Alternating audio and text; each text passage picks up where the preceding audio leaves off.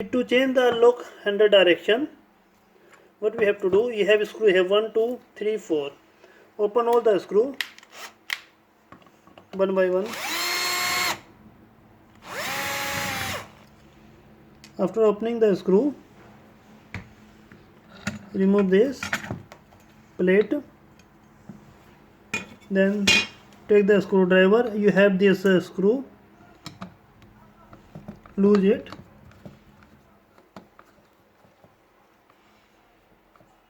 Once you see it is loosened, then you can rotate it like that direction. Once it's moved here, tight this one.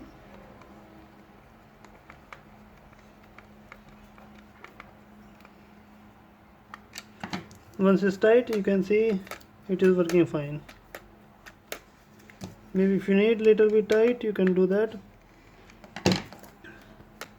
Yeah, it's working fine.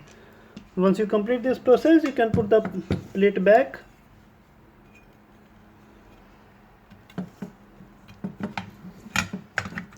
And you can put the screws back.